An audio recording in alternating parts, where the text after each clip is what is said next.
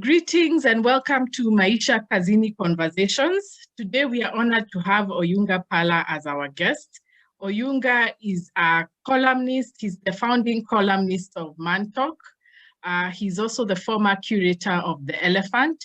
He's a writer and culture critic. And today we are going to listen to his insights about Kenyan life and society. So welcome, Oyunga. Well, thank you. Thank you, Andia. Thank you for inviting me. There was a time we had invited you to come and speak to the students, and you told us how you started Mantalk. So maybe you could tell Kenyans what was the thinking behind starting that column. Yeah, I'm not quite sure what I remember what I said then, but let me just sort of try and recall. Mantalk was sort of it was a response to the times. So what happened is, and this was when? This is around the year 2000. So end of the 90s, the year 2000, Kenya is just entering its neoliberal stage proper. Yeah. And people within the newspapers have discovered there's a demographic called women who actually have spending power, and they're not interested in politics and sport. So we need to create a vehicle that attracts that demographic. So then the idea of a magazine pullout comes through. So you have this sort of, weekend paper, as opposed to like Sunday Nation, that then was delved in the sort of very deep political satire and political commentary. Saturday magazine then becomes some sort of entertainment rag, right? So within it, then you have a whole bunch of critics, and since it's largely sort of a female facing, all what we then later broadly started calling women's issues. Before then, they were just sort of human issues. But into the 90s, we started to categorize issues in terms of men and women's issues. By the time we get to the 2010s, nights, children even it's boys and girls. Suddenly we stopped talking about children, we were talking about separate genders. So this happens. So then people like us literally are invited into this sort of space to sort of, in a sense, provoke and give a counter opinion of what it is, what it feels like to be a man in this sort of new changing world. Because the assumption at the time is that the world has changed, it's going to be female-led, so you displaced men, here's a space for you to whine, basically. And so that basically it becomes the genesis of Mantalk, So it's a guy who then just speak frankly about sort of the tragedy of dislocation and emasculation, and the column then starts to have a life of its own. Of course, as time goes, it starts to change, because in the beginning, your brief is basically just to entertain, try and be funny, try and be witty, which is kind of easy when you're at the sort of a college level. But as you sort of graduate in a column, you start to have a very real interaction with your audience. And your audience starts to demand a little bit more of what you're trying to say. And so you're forced to really engage in what you're trying to do. Is like, what am I trying to say? So then from that, so the real question of the place of African masculinity starts to evolve. Because we start asking ourselves the critical questions of like, where are we really? What's our situation right now as a generation? I speak for the generation, we call ourselves, I use the broad term of Generation X, people born after 1963 all the way up to 1980. And so we are the first generation that basically grows up in the urban cities, because our parents all started in rural areas and moves into Nairobi. And we're the first one who really have what you loosely call sort of like a middle class reality. Yeah, so then Mantalk then becomes the product of these reflections of here we are in a world that's rapidly changing. We've been forced into a new world order, yet our grounding is very traditional. So we are faced with the contradictions of our own life. While in our sort of public spaces, we hold this sort of progressive positions, but when you go back into our traditional roles, they're in conflict with where we're supposed to be progressing. So then Mantalk becomes this sort of engagement between, and it, of course, in the beginning, it starts off as it basically is a contest. Yeah, what in the days, they used to call it Battle of the Sexes. And it was expected that if you occupied a space like that, your job was to be a critique, almost like in our political arena now, left and right. You can't be neutral. But I think towards the end of the column, because I sustained the column for about 10 years. Towards the end of the column, I don't know, I guess I had my own Damascus moment. And I realized I was part of a game. And so I had to rise above it. Critically understand, as opposed to just reacting to a lot of these issues that were being thrown at us, critically understand why we're in this place in the first place. Why are we as feeling a sense of dislocation? Why is it that we need to sort of fight against women? What is this threat? What was the genesis of this threat? And then that of course allowed me to sort of expand onto other things. Yeah. Oh, okay. I did see that coming, because that time, when I guess maybe it was a different time, so the moment was different. What you had told us, which really struck me, you had said that it seemed men were stereotyped to be in politics at the front of the newspaper, sports at the back, and business in the middle. And men who didn't fall in those three categories got dropped. They were dropped out of the scene. And so you were thinking of those men when you were writing a column. I don't know how that fits into. Yes, I think yeah, I mean, it's a good reminder. One forgets. But yeah, because there was this idea that I mean, and I think later on I probably won't talk about sort of Daniel Moi. There's this idea of sort of a very sort of national sanctioned masculinity, right? Sort of certain things we sort of expect of our men, and the visuals that we have had about men. So we tended to, in your younger days, your heroes tend to be sports people. And then in your early years, like sort of post-college, you tend to be business leaders, so that's, we're all reading Richard Branson, and we're all reading, all the top business leaders of the world, because those are the people you want to sort of, Bill Gates, Warren Buffett, those are the kind of people who sort of become, you have to know them. And then later on, as you sort of get into sort of a little bit of political consciousness, now they become politicians, and you sort of go for very high ideals of politicians, and preferably the ones that are dead. So you can't quite, so we also had echoing Sankara, Lumumba, so we become very big on our sort of political heroes, ideals. So, but then there's this what we call the Kawida guy, so you're not really, you're lousy at business, you're lousy at making money, you really have no political spine, yours is all about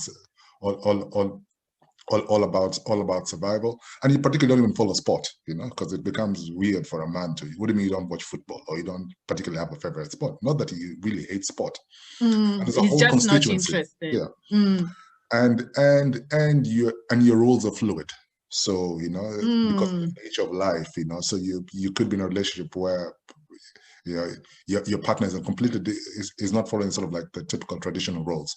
So there was this other guy who was in a sense voiceless, and I found myself identifying him in many respects, because I understood the duality of the public persona, of where when you have a public persona, and I assume you might go through some element of it as a teacher, is people see you as one thing.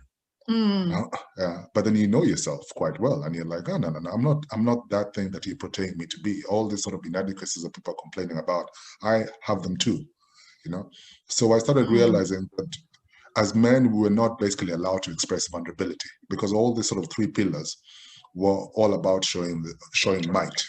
And contest, what you're talking about, contest and competition, yeah. Exactly, and so this has become the big pillars that when you're younger, it's the physical, you're virile, and the vigor of the body, As you get older, it's more of the shrewdness of business, and then the ultimate power in our society becomes political. So, which is why Kidero finally has to rise to become a political leader, which is why you look at all the top businessmen eventually start to skew towards politics, some element of politics, because that's the only way you can you need the power to sustain the world, to protect the world. So this becomes sort of very domineering positions as men. Whereas a man, you don't quite aspire to any one of those, then you fall in the bracket of weakness. And in this weakness place is what is where I was really interested in, this sense of vulnerability. This idea that men who cry, why are we crying? You know, I really wanted to sort of, at the time, of course, I didn't understand exactly what I was interrogating. But in hindsight, now I look and say, this is really what is bothering me. Because once you understand why somebody is grieving, then it's easy to bring some sense of a healing.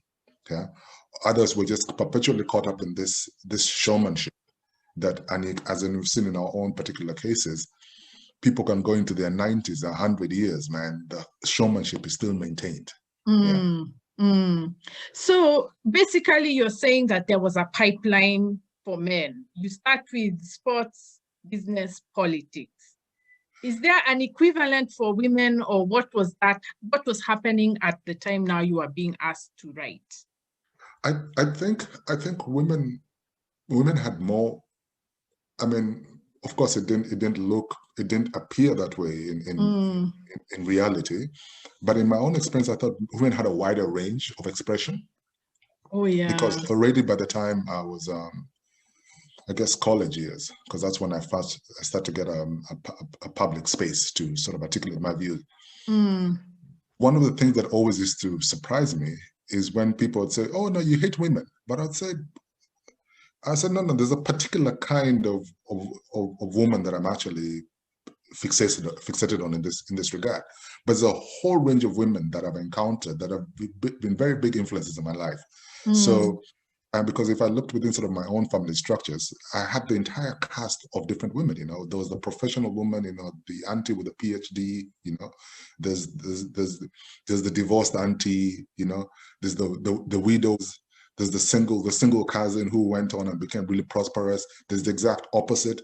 There was such a wide range of female expression. You know, though there's the one who was a second wife.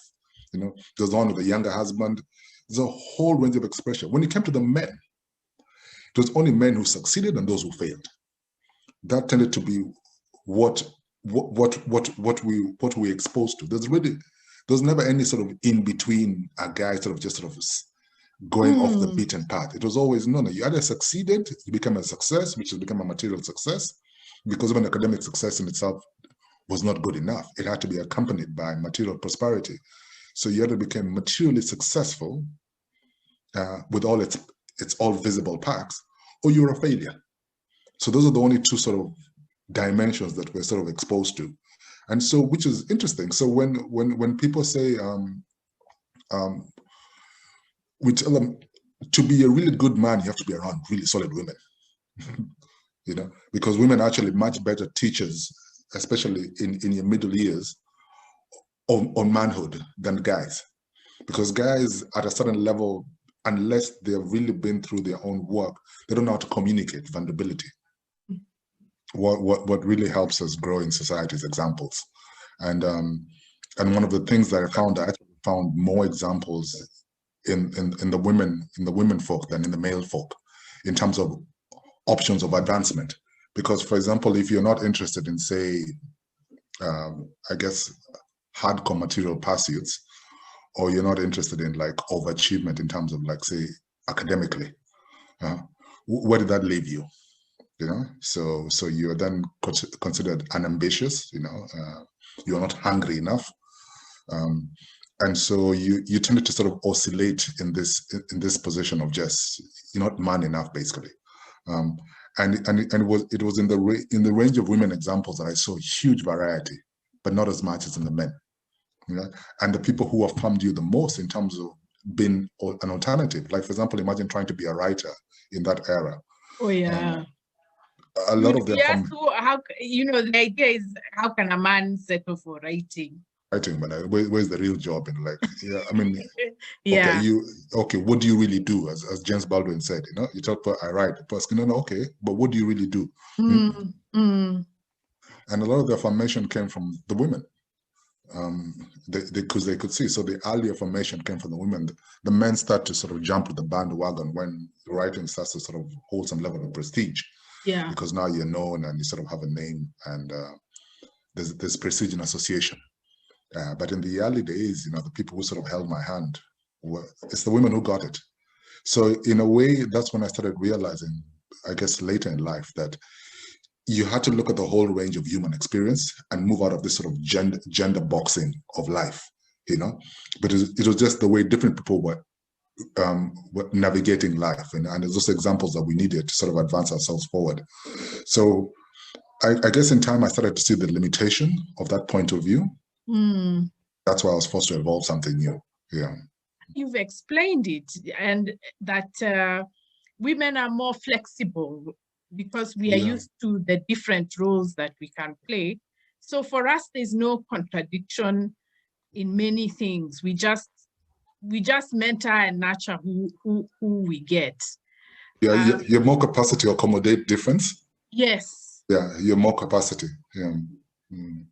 But then now, what is happening? Is it that even given why you were asked to start the column, is it that now they want to rigidify womanhood in the same pipeline, sort of like a feminine version of the success pipeline? I don't think so, because it's such a wide range of women, and I think the representation there's a very sort of small pocket that sort of are overrepresented, especially in the public sphere. So, I mean, if you're looking at things like Twitter, Facebook, what we see on TV, it's a very sort of small proportion, and there's a huge, but obviously, but we know that small groups tend to influence huge groups, and that's the nature of just society. So I think there's some there's some degree of performance that are sort of because, and it's sort of what we say sort of like typical male performance, performance of power, that we see now more prominently sort of like in traditional female spaces, and in a way I wouldn't say it's a yes or a good or bad thing. It's just a reality. It's in response to, because if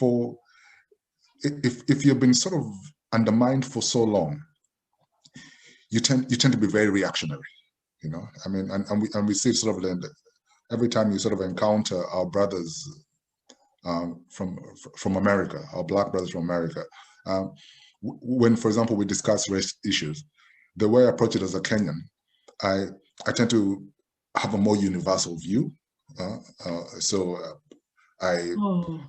When I'm speaking to an African American, it's very direct. Yes.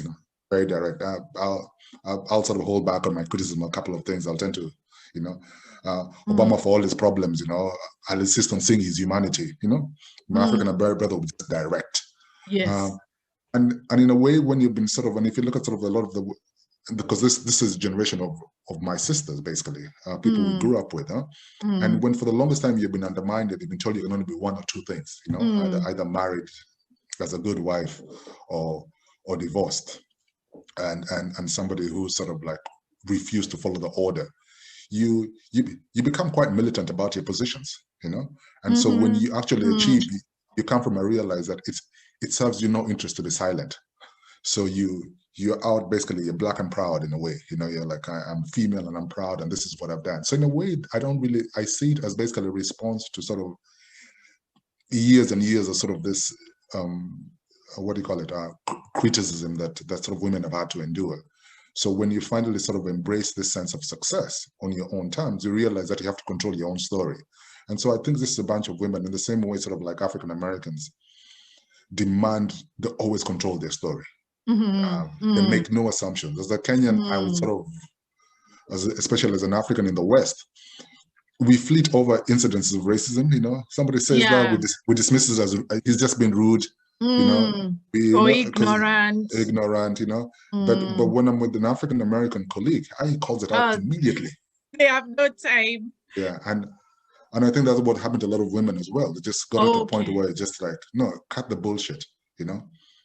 This is my effort. This is what I am. So, but then again, I think it's also a very small representation of the wider reality. Yeah, like I said, my female students, I think they avoid me. They start remembering me when they now need to stand up for themselves, which is after they've graduated. But as long as they're in campus, they're like, I need to finish. I can't be too strong. Just leave me alone. Let me go. Yeah. Gosh, I'd never thought of things that way. So you said that people, as you continued writing, people started demanding more. What was your sense of what people were craving when you'd write and they would ask questions or respond? So what was it you picked up from the responses that Kenyans wanted to hear? I'd see. I'm going to try to think through this one. I would say there are about three. I think they'll say about three. Let me attempt this.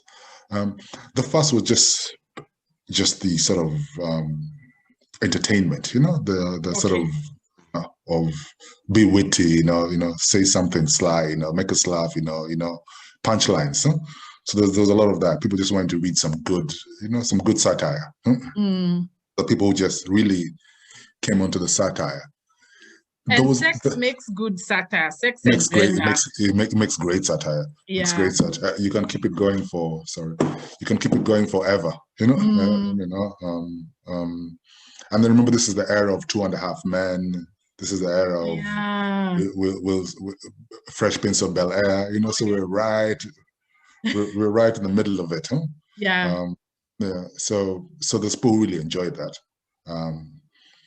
And then the second group were the ones who started to see you sort of like a defender of what they were seeing as traditional male values, because they were just sort of being introduced into this sort of sense of modernity at a space they couldn't cope with.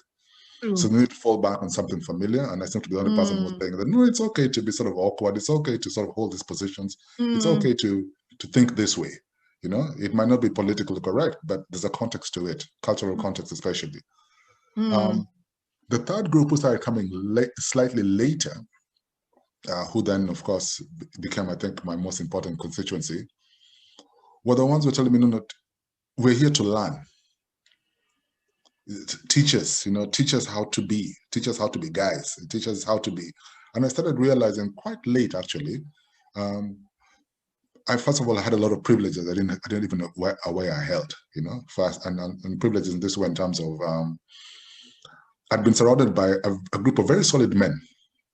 There's lucky to have women. Everybody can talk about their mothers, but not enough to talk about their fathers. Huh?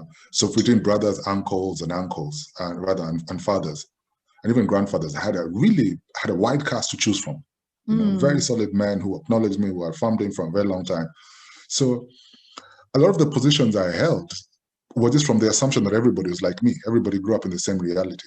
And so when I started hearing people who basically, for example, had never known fathers, people who had only known abuse, and people who had just been broken for so many years, I realized, wow, I've got to approach this issue a little bit differently. I shouldn't be too hard. Like there's a context to, and then I realized that actually they're in majority. We were part of a minority, an ideal. And so that's really sort of, then later I got into a lot of sort of teaching, very informally, never in class, just sort of like in community centers and one-on-ones with a lot of people. The thing that I found the need was just that whole, basically what ultimately became fathering, what we expected fathers to do in our lives. I ended up playing a lot of that role in the column, where people just ask you questions and then you'd compose them into a story and a column every week. So my weekly columns, especially after like my 5-year mark, when I started getting boring, it was really quote unquote. Yeah, quote unquote. It was really when I started getting this idea of teaching, of like, okay, somebody talked about an issue of vulnerability, so I try and go into use the story to expand the larger sort of psychological, cultural issues at hand, and I find up to now that's still our greatest need as a society. Men who can teach other men to be men.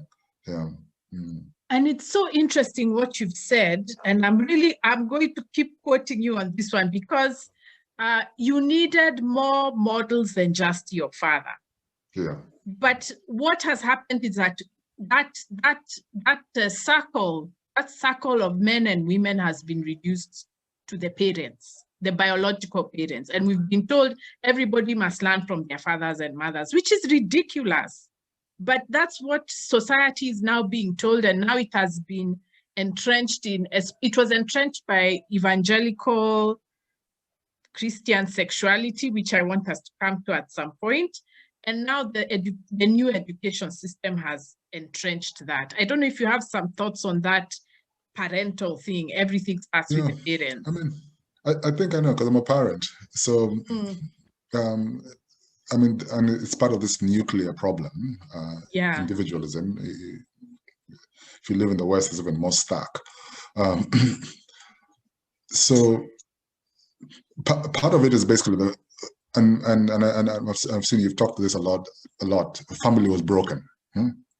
Family was broken, so we remained sort of this nuclear unit, where sort of then in the same way we looked at relationships, where our partners were supposed to be the be all and all of a relationship. You know, I'm your best friend, lover. I'm your There's this series of expectations that have to be checked. Yeah. You the best of best, my best boyfriend. You see people wishing each other a happy birthday to the king or my king. This idea of the man has to be king, a king and queen. So it starts with that, and so by the time you get into you start to have children, your kids are supposed to look into you as this perfect dad, and where, you know, I'm with you during sports, you know, I make time for you, I'm playing with you, but at the same time I'm a provider. At the same time, you know, I'm in the kitchen. I'm your homie, but your parents. You know, there's all this sort of things, which, excuse my French, it's just basically nonsense. You know, yes. The reality is this. Even within brothers, you have different generations of brothers. For example, I learned courtship not even from my brothers, from my cousins who are closer to my peers. You know, they're the first ones who sort of, when people are going sort of to look for girls, they drag you along. Stop being so shy. Come here. You know, even you stand here, say something. You know, so that's people will tell you, understand that there's a thing called a courtship game. You know, not even my brothers, because my brothers are just assuming that you should have learned this thing by now. You know? And then when, for example, like something, even when you start to encounter violence as a man, you know, and you start to live in Nairobi, and suddenly in the streets, and you can be beaten, you can be mugged, you know, and so you realize that, oh wow, I've got to learn how to defend myself. Violence. Who teaches you how to deal with violence? It's never going to be a father or son. It's going to be a cousin, and usually it's the one that everybody says is the worst of worst cousins. Yeah. You know, that on the ex-tag used to be Ninda. Yeah. He's the guy who will tell you, no, this is how you deal. You know, you have to work with something. You have to, where's your silaha? You know, and so all this magnitude of lessons are gotten from so many different men. Yes. Even something as simple as just alcohol, how to drink alcohol properly. You know, like how do you've got to sit around old men and watch how they sip with conversation in order for you, and so that even when you misbehave, they can start like, hey, that kijana is having a bit too much. Stop. See. There's a whole cast of people that then, by the time we imagine this sort of wholesome guy, man, you have a busload of teachers. So this new generation and my generation is partly caught up in of trying to be the father of all, basically. You know what I mean? It's an impossible task, and you're only bound to fail at it. So I think the quicker we drop the illusion, the better it will be for all of us. Huh? The West has realized the silliness of that thinking, and now they've got. I mean, you see what people like Obama are trying to do with their sort of boy mentorship and a whole bunch of things. Is they realize they can't, and how the West deals with it is they do it through school systems and college and fraternities and everything else. So by the time kids, they graduate with a gun all through their lives, which is why they're so called. The college alumni is such a big thing in the West. You know, the people you went to school with, that becomes your core family, your peers. Here, because we have, first of all, education has been disrupted in terms of even just progression. So very rarely do you stay with the same core all the way to, say, from primary school to high school. And then just the sense of inequality is so high. People just drop off the radar suddenly, you know, you with a whole bunch of people, and then somebody just goes through one sickness, one tragedy in the family, and immediately is dropped off the radar, and suddenly is out of the social circle. So we rarely have, and then also because of how we live, in a village, you tend to have a constancy, you know, the same core people around you for a very long time, you know. In an urban reality, people are always changing. So you never have that constancy or people watching you, because the role of the older men is to pay attention to how you're developing. They're the ones who pick up, and everybody else picks up a different trait. Yeah? For example, I had a troublesome brother. When he had issues with my dad, what my dad always left with, in Luo, we say, you leave the back door open. So he knew he could run off to his younger brother, you know, my uncle now. So my big brother ran off to the uncle. And my dad at some point would call and say, where is he? He says, I remember my uncle would say, he's here with me. And that'd be cool. And so they'll play it out until it cools off. Then he'll come back home. And in a way, sort of my uncle, who by village standards was considered a drunk, he had a very powerful role in dealing with all the kids in the wider families who couldn't deal with their dads. So there was this multiplicity of roles that men had to play, and you're always recruited into it. So by the time I'm a teenager, I'm taking care of toddlers, you know, and it became progressive. Neoliberalism, modernity, Christian evangelism has basically dealt a heavy blow. Heavy. Society development, and we have to regroup. You know. Yes. In fact, speaking of that, all in all, father, we come to the Moi Era, and I want to refer to your piece on when which you wrote after when Moi died. Yeah. Can you just talk about some of the things that were the experience of our generation growing up under Moi, under that single male figure? In fact, he literally trumped even our own fathers in the houses. He did, yeah. I think that, for me, I think that there's 3 stages of Moi. So, of course, the first stage is when is Baba Moi, you know? So you're usually in primary school, because I finished 844 under Moi, you know, my 12 years under him.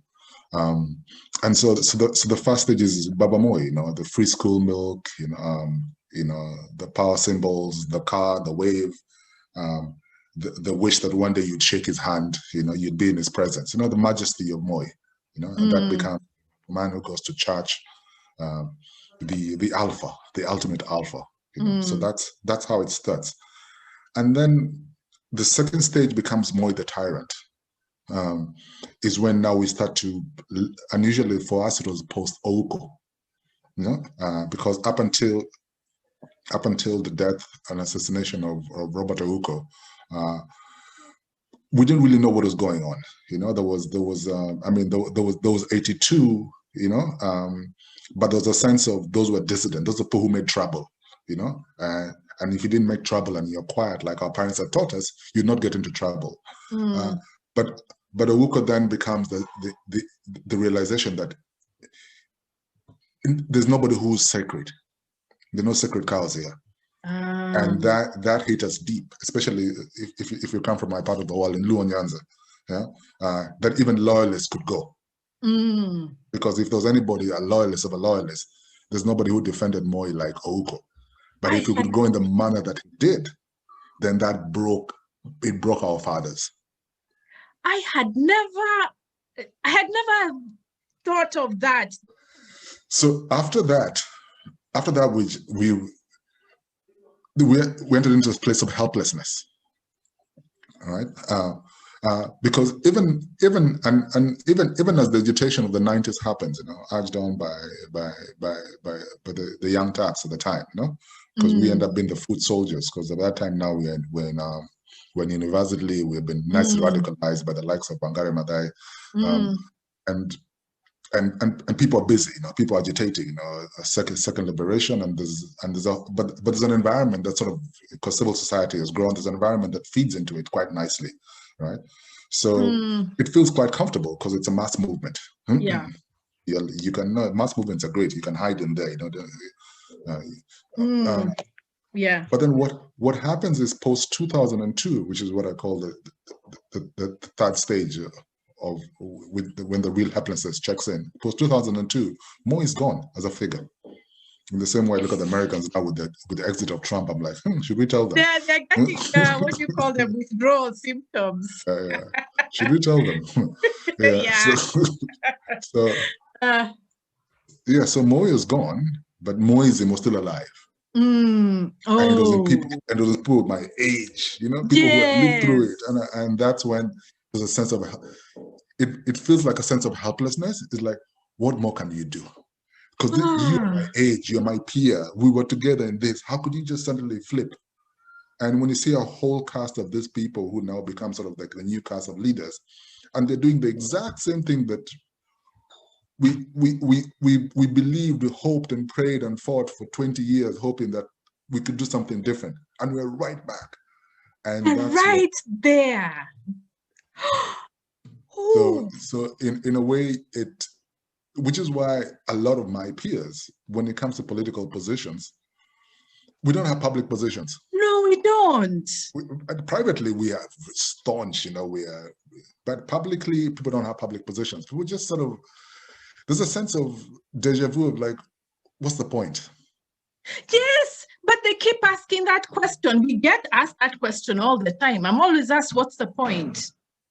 I mean, I think you're dealing with trauma, basically, at quite a large scale, at a national scale, and this is basically what's killing us, because people are stuck. And it goes back into sort of like, and this is why for me, I sort of, in order to sort of make sense of it, I break it down into a family again, the fatherhood question, because if you think of Moi as basically as a figurehead of fatherhood for a lot of us, masculinity, and Moi himself becomes a perfect caricature for this reality that we're in that he's the stern father that will punish you for your best interest, right? But it's a father who at no point straight to his graveyard will he ever admit that he was wrong. So as a child, and especially as a son, because it's a different reality. Especially as a son, since you can never confront your father and tell him what you did to me was painful, what you did to me broke me, you're stuck with it. And then it flips as well. So then as a result, in order to hold on to some sense of justice, you refuse to forgive him. So both of you remain prisoners. Okay, let me just interrupt there. What about the demand for forgiveness? What is that about? The demand for forgiveness is easy when you come from a place of power. Yes. It's what we're seeing in America right now. Where the Democrats come in and they're telling everybody it's time to seek healing as opposed to justice. Right? And it's the nature of power. And in the column, as the essays I wrote, as a sense of, after every conflict in Kenya, every elite conflict that of course plays out on the ground, what do the elites do? They go back, forgive, and reconcile. They leave us, the people, broken. Which is why the elites are able to move on. Because when after a fight, they go back, they forgive, they reconcile. So forgiveness is demanded they need forgiveness to move on. But we refuse to forgive because it's the only sense of justice. It's the only sense of we can hold on to the fact that, at least from a point of conviction, I've never had a contradictory statement say about Moi. And that's sort of something I'd hold on to and say, listen, at least I hold this position. Something I can withhold and hold on to. Yeah. It's my bitterness. That's so we hold on to our bitterness. That's a perfect analogy. And so we become this sort of bitter older men. And we're never able to move. So you can imagine what's happening to those who are coming after us. What do they get from us? Other than inheriting more bitterness. So this becomes. So this is what I thought Moi did to us in a sort of very fundamental way. And I'm not necessarily simply Moi. Not about the man only. Yeah, because he's a product of an age. So we're still suffering from these consequences in a way. What I tended to call fatherlessness, where you see, as men, as people, we go to fathers to seek blessings. So you go to a father to give you a blessing. And the famous verse between Jacob and Esau, the perfect idea of we need blessings. And if a father doesn't bless you, what is he doing effectively? He's cursing you. Right? So in order to reverse that curse, you need another father to tell you that, hey, you know what? There was no, I'll bless you nonetheless, even if your own father doesn't want to bless you. But if you have an entire generation that never got blessed, we just feel like we inherited a curse. So how then do we bless those who are coming after us? We don't know how to. We can't. We don't know how to encourage the young men in their 20s, and we don't know how to tell them, like, go forth, be great, explore. We don't know, because nobody ever told us that. So the only thing we know how to do is to defend our positions, to feel threatened, which is why you see a lot of lashing out. Yes. Every time people get too close, yes, people just lash out. You get too close, people lash out, because you don't know. Your bitterness is so valuable that if you let go of it, what are you left? What else do you have? Then you're just broken. At least if you're still bitter, you could be broken, but you can still hold on to your anger. Let me ask, what did we need to have done in 2002 when Moi exited public office? This famous Zimbabwean writer, I can forget, Tsitsi Dangaremba. Nervous conditions, yeah, this mournable body. She says something, and I read this recently.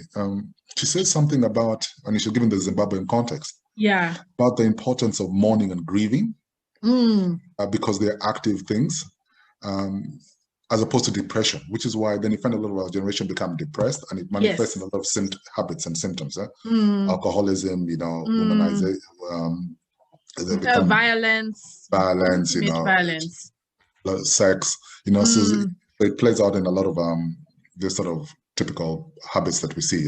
But we didn't know how to grieve and mourn. Yes. So we never grieved and mourned that pain. We got into, and then which morphed into, then by the time 2007 was happening, accept and move on. But because we refused to grieve and mourn, you have to grieve and mourn, and we didn't. We thought it was just going to disappear. It's the mistake of, for example, losing a parent, and then just burying them quickly, efficiently. All about the clock. Pop, pop, pop, pop, pop, done and buried, and trying to pick up in your life, and you never mourn. It's bound to catch up with you. And I think this, and in order to grieve and mourn, which is why I used to love, and I said this in proper contradiction and irony, I used to love going to funerals, in the sense of, as an anthropologist, because I'm a student of anthropology, funerals started telling me plenty about my own society and my own family. And one of the things that struck me about funerals later, as I started to get older, especially after I lost my own father and people close to my family, so I started really understanding what it meant, what loss meant, was how people mourned. And I started noticing that, and especially from around the village, the level of the villages, there was a deep sense of such deep mourning that I started to understand what it meant from a point of catharsis, how it brought healing, because, for example, and if you've been to any Luo funeral, there's that point, that high point, there's two high points. When the body first arrives in the home, and there's this sense of hysteria that goes off. And then there's the night before the burial, the night of the wake. So those two high points is when I started encountering people like mourning, and I'd wonder, why is this? And how I didn't even realize this person knew my father that well. What's he talking about?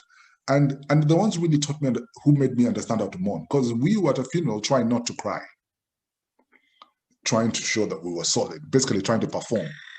And then people call that being strong. Yeah, being strong, or just be strong. So they were so strong. And I saw big men break down in front of me, you know what I mean? Like come to you and say, oh, you're fat, and break down and cry.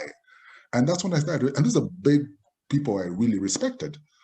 And that was the first time I understood what mourning was. Because the next moment they were up and about doing what they need to do in terms of making the funeral a success, you know. But for that moment when they encountered the body, when they saw the body, there was that moment of just breaking down and grieving and mourning. And I think this is what we forgot how to do. Because if we had mourned properly, if we had mourned our loss, if we had mourned our pain, Yes. then we would have moved on. But what happened is that we suppressed it.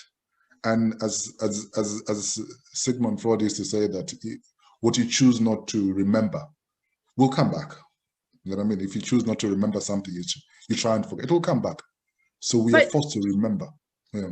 Actually, what has happened also is that we are using the instruments of the state to deal with our trauma. So like after independence, we said people should get state appointments and they should be rich. So after 2002, then you start suing, people sue the government for compensation. Others say, oh, this person suffered under the Moi Era, why doesn't he have a position? So I think that's where we channeled our grief into rewards of the state. Yeah. But the state cannot meet that need. It's not even designed to meet that need. And yeah. And then the mistake was the individual. Yes, it wasn't a communal. Communal. Trauma is communal. Yes. You know, in order to heal, you've got to be communal. That's why we have, that's how our funerals are the way they are. It's a funeral wake. You know, that's why everybody shows up, you know, because communally, that's the only way we move. Because there's different levels of energy that's needed to sort of carry those who are bearing the heaviest. And we're never able to do this. Because what happens, look, in typical funeral reality, this is what happens, is those of you who are grieving, the people who take you through the sense of grief are those who have not been to the same level of tragedy. Because they're the ones who have the strength to stand, to hold space for you, in order for you to be strong. You know, and that's what was lost. In terms of that solidarity of people who had the strength to come and just hold us and say, it's okay for you to cry. Because in a way, you need to be given permission too, you know? Because if you don't know, you'll hold back, which is fundamentally the problem of our male generation, is that we don't know how to say we are hurting.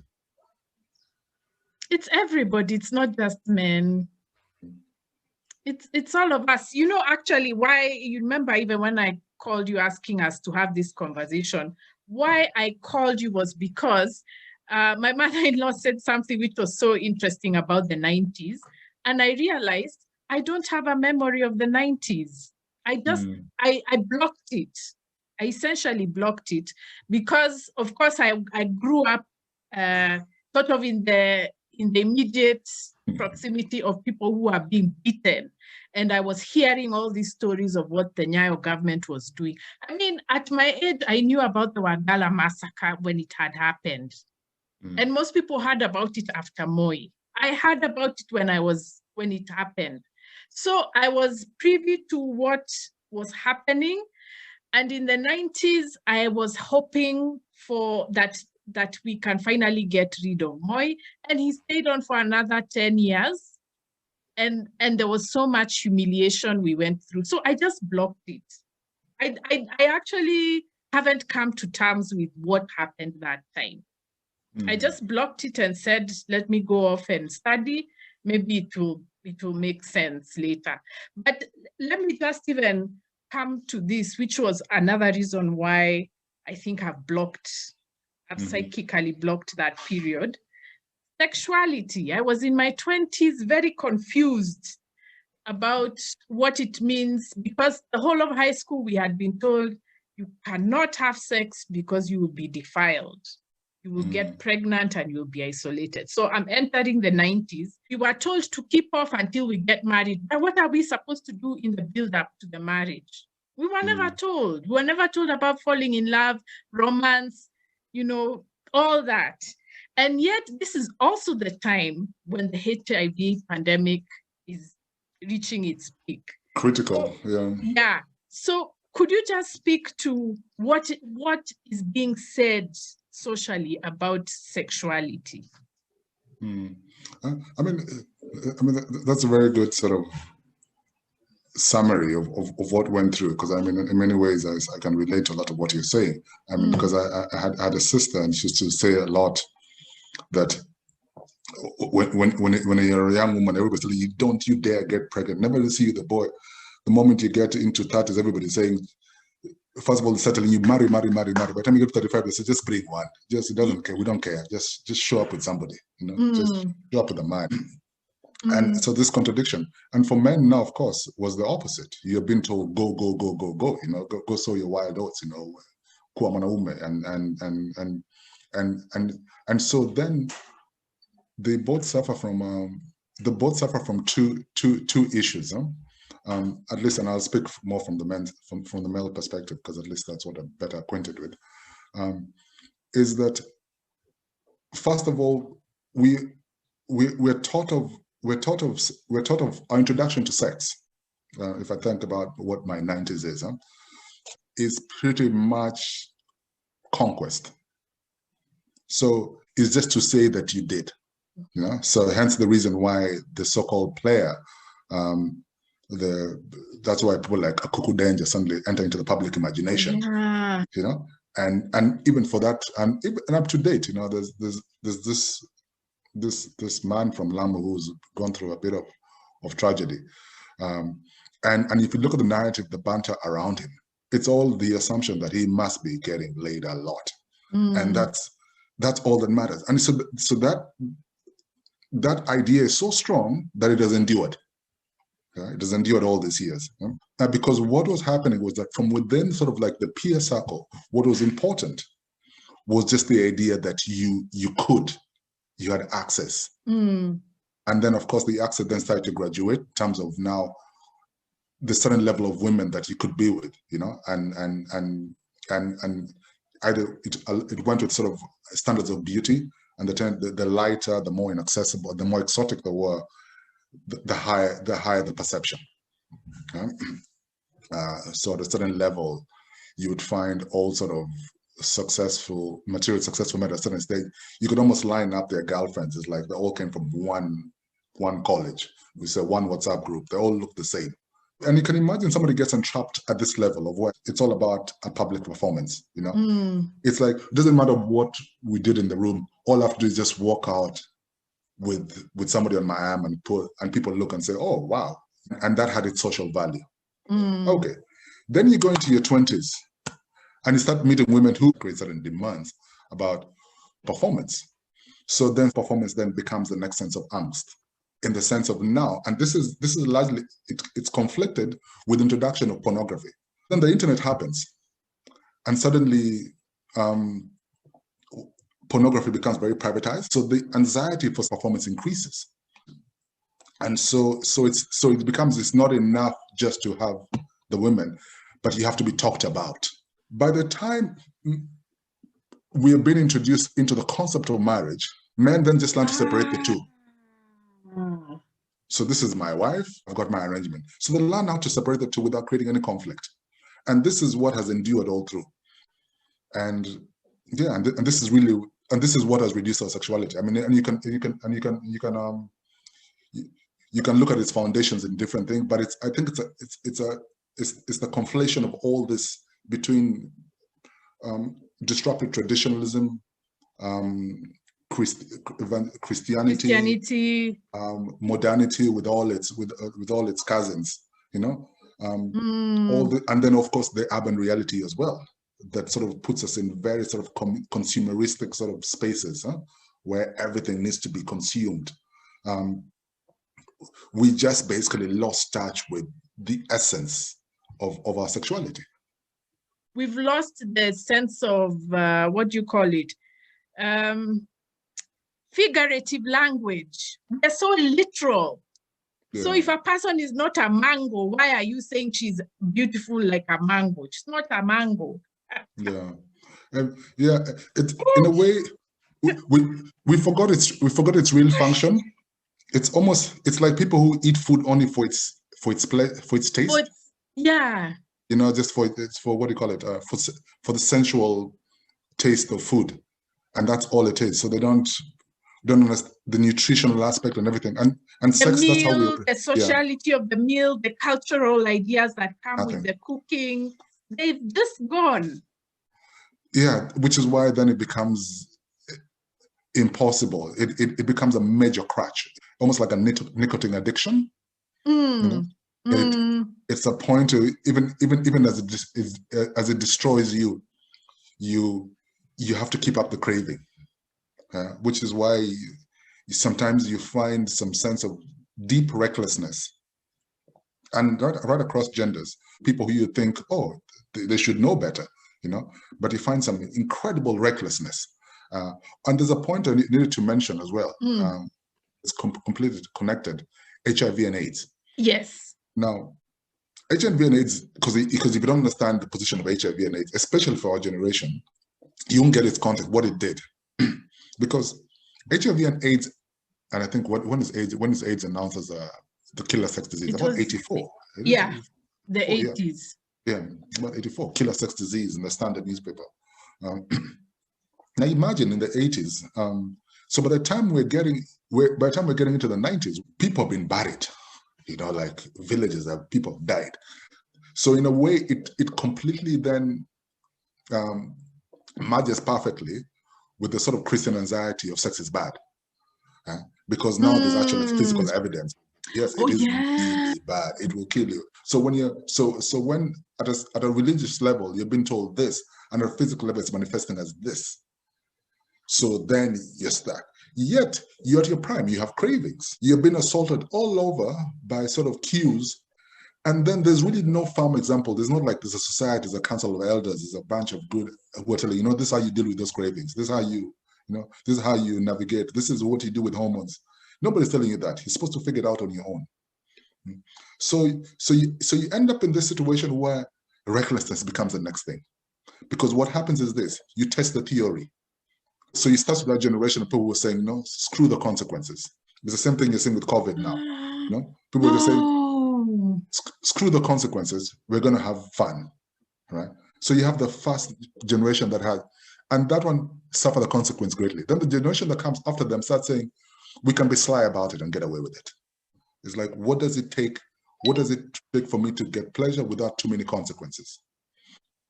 So what happens is then, our sexual experiences, because of the state of mind in which we entered into them, become, in a sense, a series of small traumas. Christine Mungai called them death by 1,000 cuts. Yes, yes. So they become a series of small traumas that ultimately they compound in two ways: either in a sense of just complete rejection, which is why I just say, like, forget that thing, there's nothing in it for me, or it becomes a place like an addiction. A place of you choose an area which you can dominate, and I think just because as a society we never ever confronted it. The little that we had, the people that who had spaces in public in the public forum, we are basically regurgitating what we had had. Speaking of which, I wanted us to talk about the cultural expressions of the time. There's a piece you wrote on Tafsiri hii by Kalamashaka, and I always tell my students, for me, that song just blew my mind, because I was like, you mean we can sing and our songs can be on radio? That's what shocked me, because we were fed with so much, especially the middle class were fed with so much American or South African music. So I don't know, maybe you could tie the fact that we were not able to say what was happening to us to the cultural expressions that we were allowed and that were accessible to us. I mean, even look at Tafsiri here, those are completely my peers, huh? Yeah, because we're literally, Roba and Kama, same age demographic, huh? And so when Kalamashaka, so we understand what produces Kalamashaka, pretty much Moi produces Kalamashaka, so the environment, because Kalamashaka becomes of suppressed urban ghetto youth saying, this is our reality. They were not even protesting so much. They were just saying, this is our reality. Because the reality was not represented in mainstream. So that's the hence tafsiri, you know what I mean? So this was our reality. And remember, this reality, we're started hearing it in African American hip hop culture. You know, so we listen to Public Enemy, we're listening to Tupac, to Ice Cube, you know, what's the other guy called? KRS-One. KRS-One is what I was thinking about, actually. Yeah, all the sort of like conscious hip hop guys. Huh? So we listen to them and realizing, wow, this is the reality of Black America. You know, we're getting introduced to movies like New Jack Swing. You know, we're starting to understand the underbelly of racism in America. You know, so this is the late 80s. Huh? So the first time we're like, oh, that's what's happening, and this people are out and saying, you know, screw the police. You know, they're out black and proud, and so the hip hop sort of wave moves over here, but the people who pick it up, while in the sort of upper what indeed calls upper deck spaces, in the upper deck spaces, it becomes a mimicry of Boys to Men. It becomes a mimicry. They start seeing a lot of the gospel circle. Everybody becomes a crooner, you know. Oh yeah, and ad-libber. Yeah, it becomes, and we're very good at doing covers. But then in the other Nairobi, which is the real Nairobi, is that people gravitate towards the other more militant hip hop, right? And of course, when it finally crosses into mainstream, like when Jimmy Gato, for example, I thought it was Bob of Five Alive. Kyoko. Yeah, Bob Kyoko. Yeah. So when Bob Kyoko sort of then breaks, you know, releases Kala Mashaka, it has so much realness. We've never encountered that level of realness coming from within ourselves. On top of it being sort of production-wise good, you know. Oh, that's a good song. So you listen to a good song, but then the content is that it's so culturally relevant.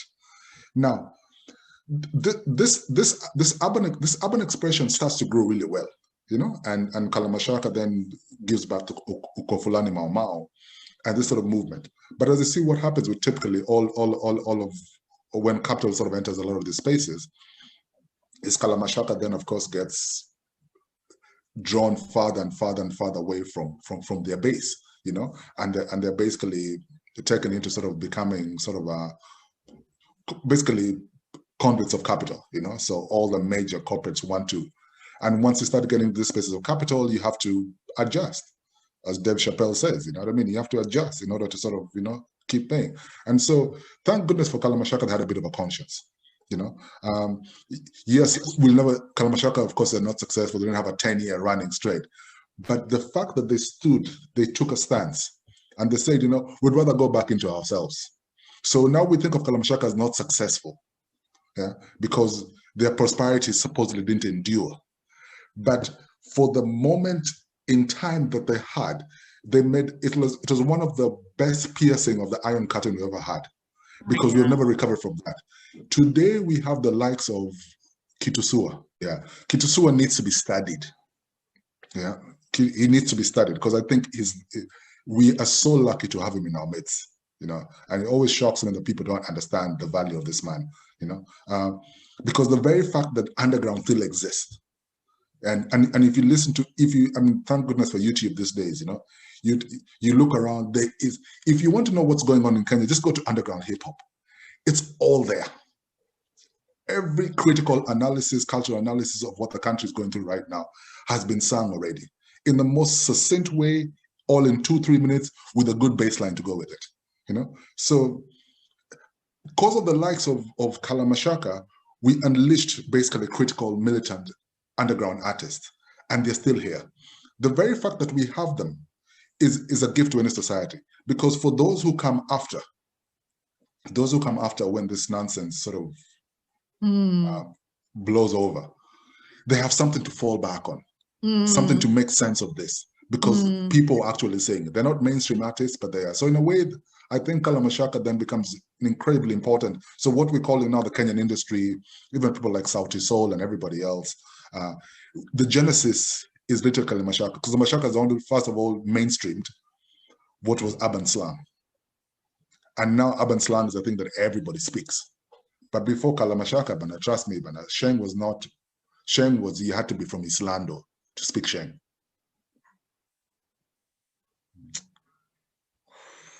So what is happening?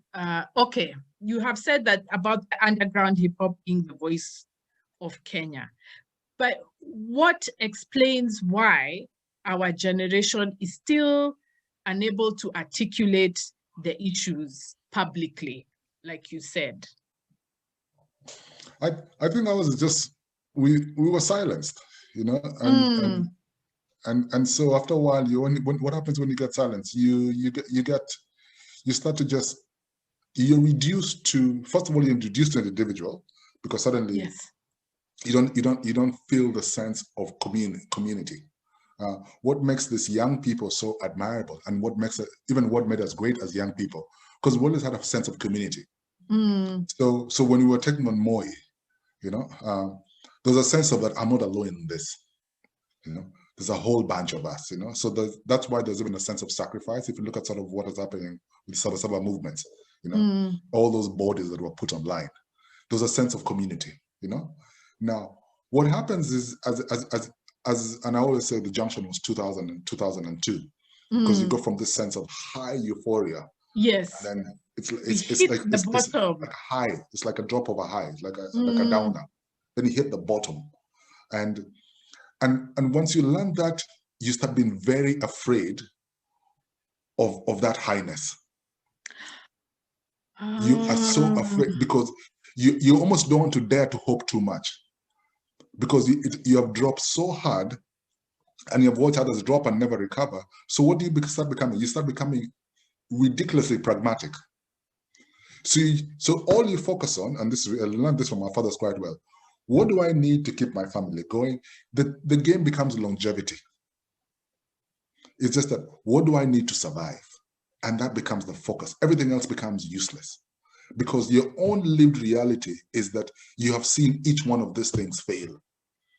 And you can imagine somebody watch, if you've been watching it since 1978. If you imagine, a lot of us were conscious with the death of Kenyatta, you know, and generation after generation later, by the time now we're talking hustler movements, it's like, where do you even start? You know, you're just the point of, you feel drowned out. It's like you're talking to a wall. So it becomes pragmatic to just shut up. And then in the sense of, you can't, yes, you could be a silent majority, but that's why they're called a silent majority. The silent majority are unaware that there are others. So you think you're alone, which is why it's so easy to oppress huge masses of people, because as individuals, we think we're alone. We think we're the only ones who are like this, because the little small pockets of opposition, or the ones that are sort of in place of dominance, are making so much noise. Yes. That we just think there is no way my point of view is being held. This is what mainstream is thinking. Another thing that has messed us up greatly is that with the internet, we're now dealing with stimulated realities. So we could be together, me and you know, like in a room. But in terms of the reality that you're living is completely different. And America has given us a perfect example of it. People who are living in the Trump reality, there's nothing you can tell them positive about what's happening with the likes of Biden or Kamala Harris. You know, people who are living in the Biden reality, that stimulated reality, there's nothing positive ever seen Trump. You know, it's reduced. So with this sort of stimulated realities, we're literally in separate worlds. It's like almost a dysfunctional brain, like two parts of a brain completely operating on different, it's like a bipolar complex. And so as a generation, there's those of you who are living in a very clear stimulated reality of like, this is what is needed. You have a very clear line of history. There's somebody else who is seeing a totally different picture. The two of you are trying to have a conversation. It's impossible. So it has been compounded greatly by this internet age, of where even where I'm sourcing my information is affecting how I see the world. And And the way the internet operates is now it can silo information. So I no longer have a broad range of information. I'm only feeding into my anxieties constantly. And that's all I see. So the moment you start to speak one day, even before you've said something, all I have to hear is a cue, and my words come up. That's it. I have no time to hear anything that opposes my positions because there's safety in my position. And thanks to this stimulated reality, it's a feedback loop. So the more I give, the more it gives back. I go on Twitter, I say something, I go to Google and it's tracking my whole movement. I go to email, before you know it, this is the circle of friends I'm surrounding myself with. And it's a feedback book and it continues off, off, off. So by the time you're coming through on the other side and telling us, why are you silent? Why don't you speak? I'm like, what the hell are you talking about? I've been making noise here. It's like a small yeah, we talk every day. We are the people. We're the people that are important. We're the ones who get it. What we loosely call our silence is largely because we're in spaces we're no longer had. So we only go to spaces where we want to be had.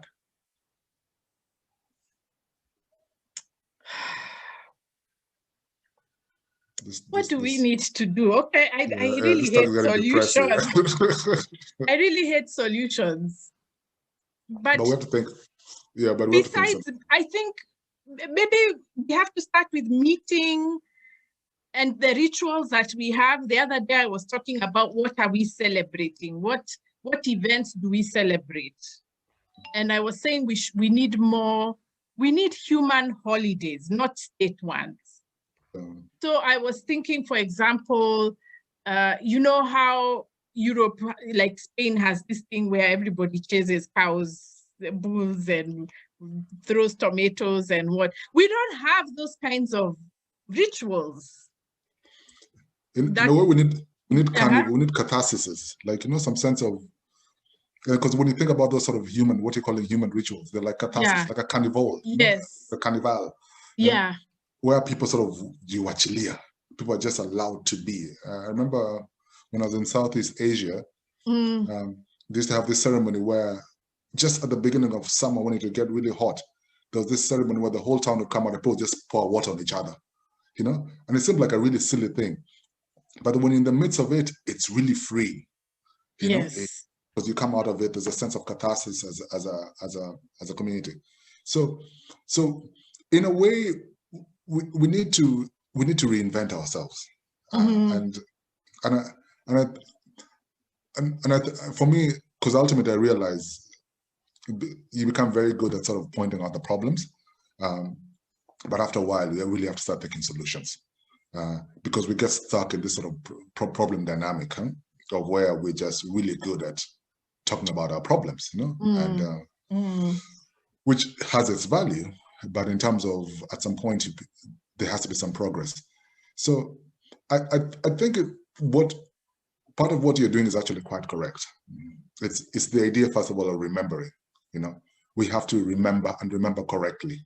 You know, and so memory, we really have to memory all the time. You know, so when the state tells us they want to sort of like, they want to control our sense of memory, have an official historian. When you see people sort of being laundried and bleached, people who are very, very sort of dubious characters suddenly being presented as wholesome, people need to contest that constantly. You know, so memory is important.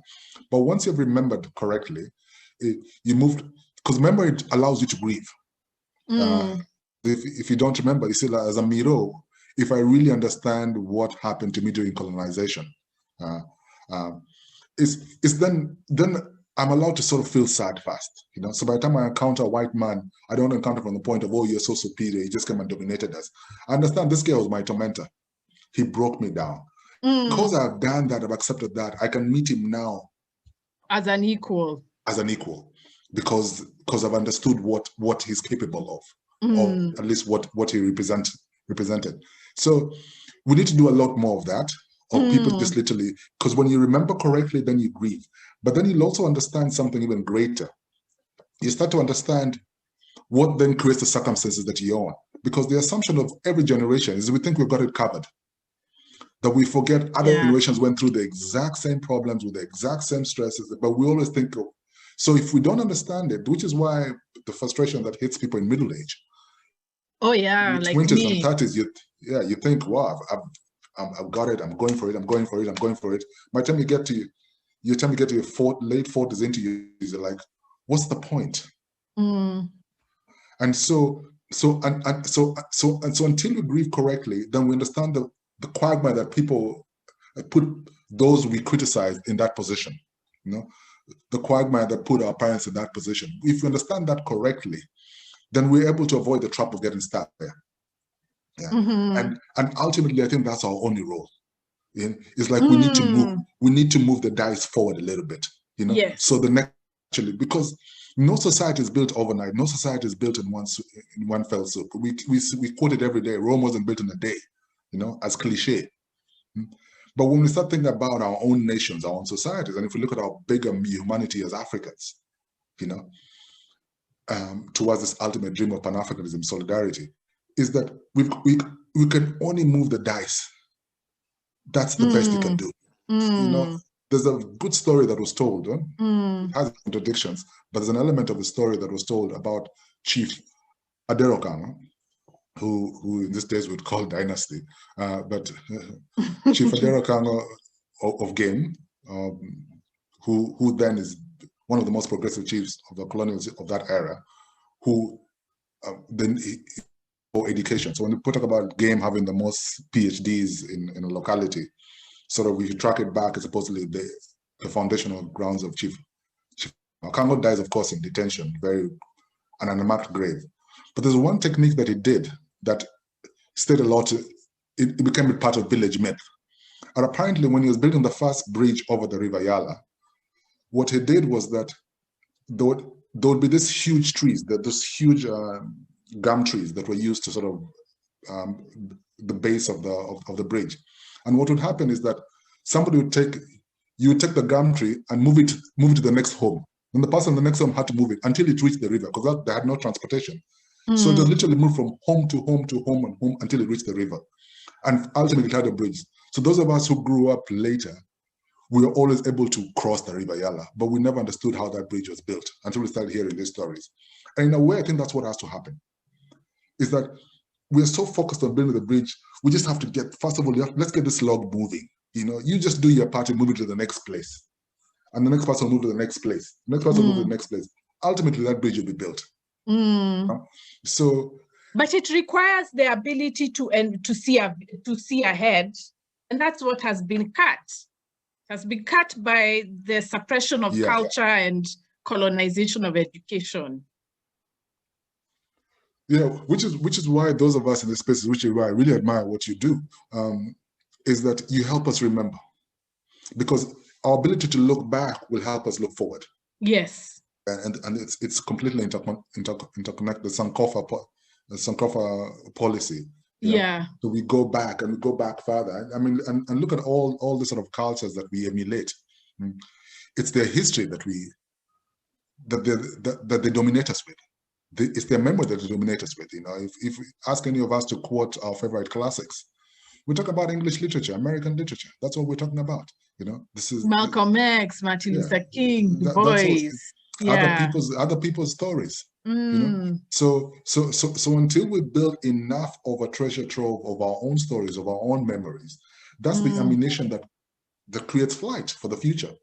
And that's why BBI is heading for that. And that's the clause that nobody's talking about the official historian, the archives under the president. No, people have not noticed. Talk about the Trojan horse in itself. Yeah.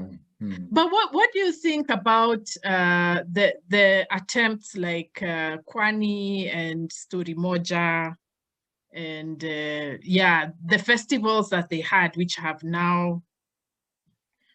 I think things must be judged on two levels. Huh? I mean, there's one sort of just the challenge of building institutions. Yes. That's difficult, especially as individuals, because all these entities, Story Moja and Kwani, are all built by individuals. you know. So they tend to suffer from a founder syndrome. Yes. So if the founder is in trouble, the entire organization is in trouble, and naturally hence the reason why they don't last. It's like small businesses. But I think the focus should be something more important. Is what I call the seeding. Now, what Kwani has seeded, what Storimoja has seeded, is self-evident. Yes, completely. Yeah. And that's the idea, you know. The idea of all this initiative is we should focus on seeding, not so much on outcome. Yes. Let's just seed in whatever spaces we can. You know, it doesn't matter even if, you know, Tosh Kitonga made one movie called Nairobi Half-Life. You know, Nairobi Half-Life still gives. You know, it does. we still haven't seen a Kenyan crime thriller of that level. I think it's going now almost 10 years. But thank goodness Tosh did it. You know, because we have at least something to fall back on. You know, so you know, we the thing is that we have to seed. Once you seed, there's possibilities of growth. The problem is that we have refused to seed. And we're complaining about bad ground. We're complaining about, you know, we're looking for ideal situations first. You know, we want the perfect Netherlands-esque kind of farmland before we get into farming. You know, we want Scandinavian education before we start talking about what's the problem with our education. No, we have to seed at every level that we can, because ultimately it sprouts. And so now we can talk about a Kwani generation. You know? Oh yeah. Yeah, and I mean, I worked with a colleague at the Elephant called Joko Buti. Joko Buti is one of the initial interns at Kwani. You look at what they're doing now in terms of the scope of the work they're doing in spaces like the Elephant. You're like, wow, thank goodness for Kwani. You know? So the contribution of things like Kwani and things like Storimoja, Professor Horace Campbell, who I actually first got to hear about from you, talked about Storimoja like it was an incredibly important aspect of his journey of Pan-Africanism. When he first encountered it, he was so impressed by it, you know, and he continues to reference it in a sense of a very important chapter in Kenya's literary positioning, you know, our contribution sort of like the literary space.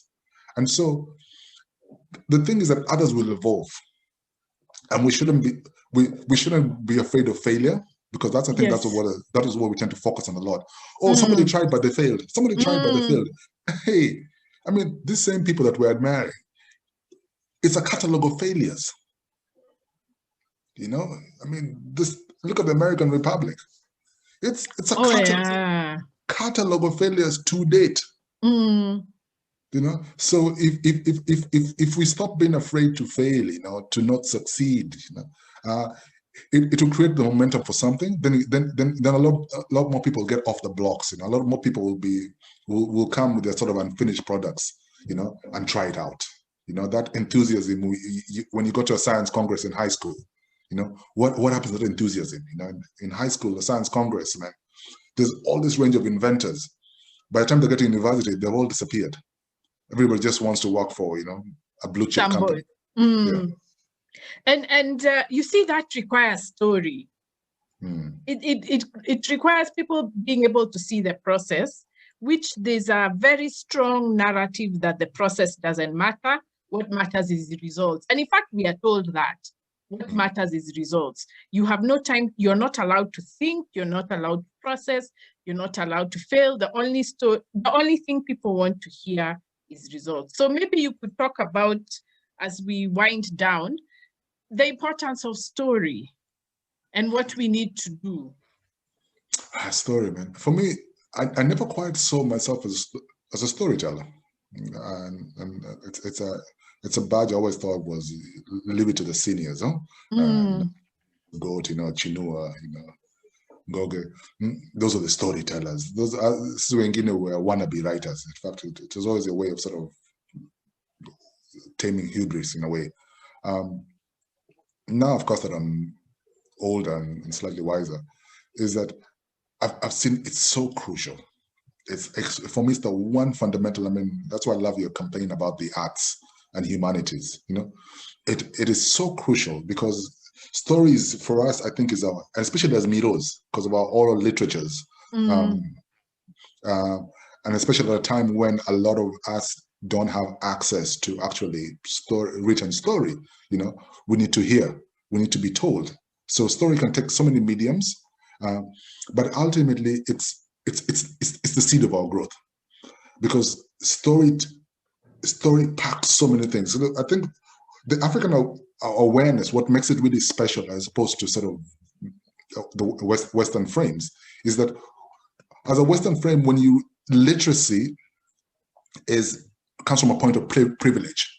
It's something that in order to enjoy story, you have to be literate. And so literate comes from a point. So in a way that there's a sense of it's a stage that you have to go into. So I'm a literate person, then I become sort of knowledgeable. In the African reality, because we didn't limit story to letters. We used voice. We used different mediums. So you could actually be literate without so-called being educated.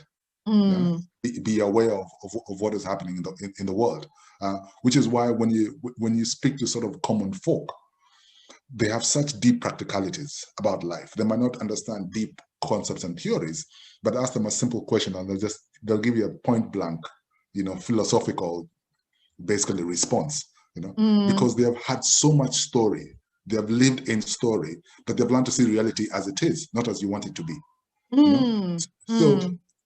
So story is what connects us to reality. Now, if we don't have story, and in the stimulated realities that we're living in now, we are dislocated. So what we have to go back, what we really have to preserve, in fact, I think the most important task for our generation is to gather back our stories in a way that they can be found.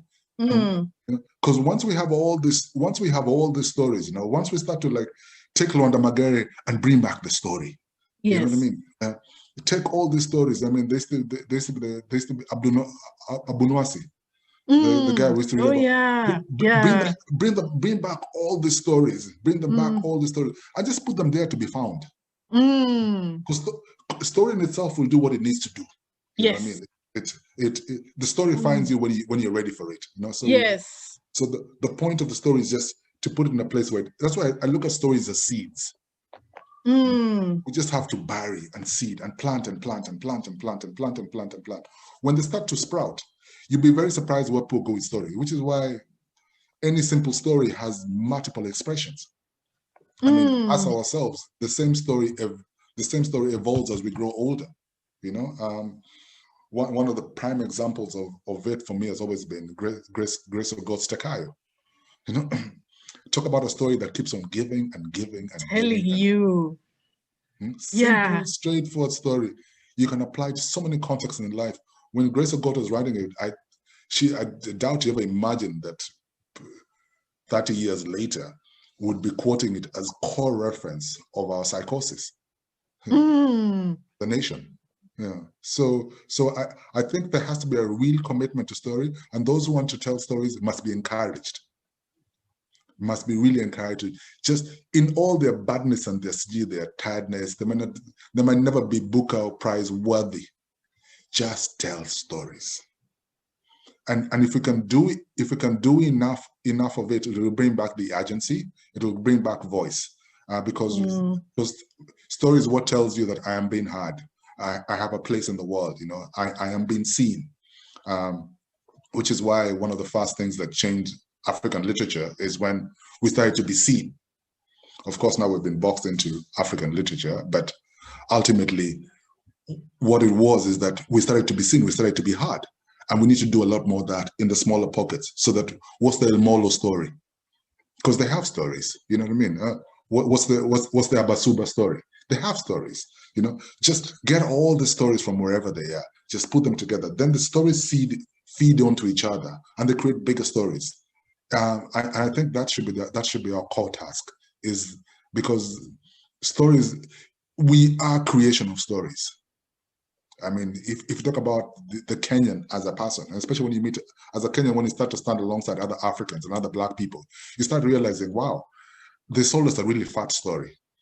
They sold us a story of exceptionalism. The story is a story of, and so as a Kenyan, I come into some of these places, I'm like, but I'm a Kenyan. And people look at me, so what?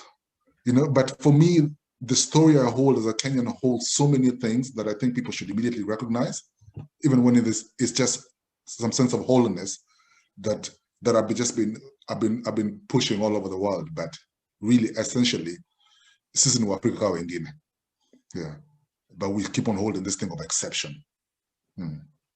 Ultimately because of the stories that we were fed growing up. Yeah.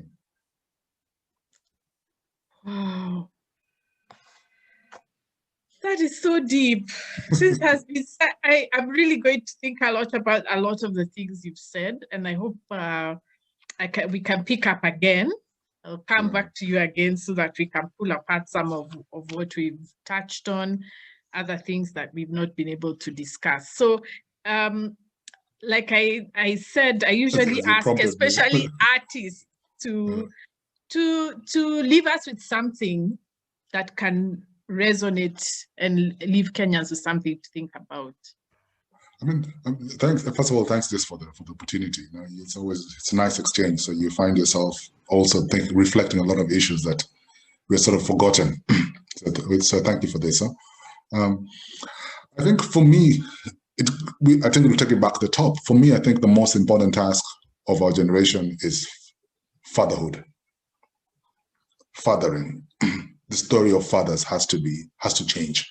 And I'm not talking about being a great dad who takes his kids to soccer practice and pays the bills and is there for dinner with the whole family. Not that kind of dad.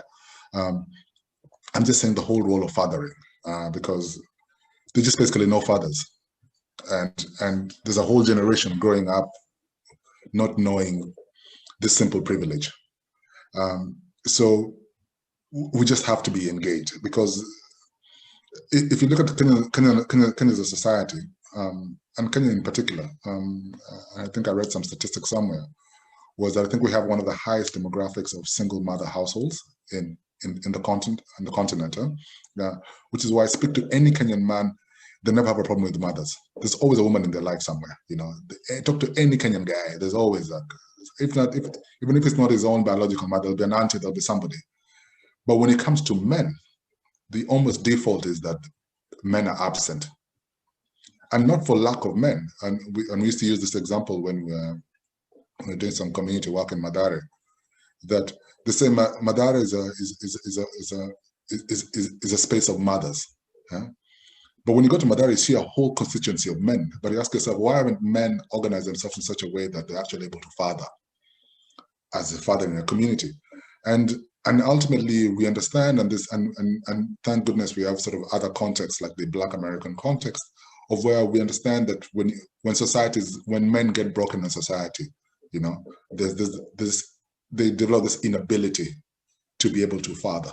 I think there has to be a commitment to it, because the consequences of ignoring it are too grave to see.